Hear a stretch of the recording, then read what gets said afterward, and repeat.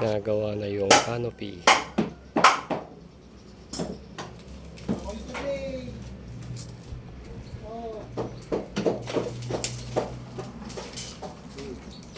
Flooring na to mamaya. Ito flooring.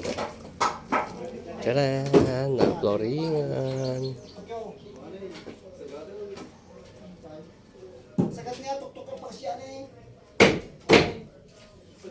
Ayan, taas ng flooring natin, mababa na doon.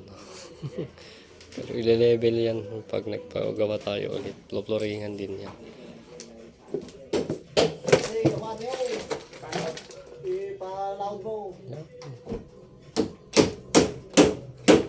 Tubo. Ilagay na yung tubo, papasemento na yan.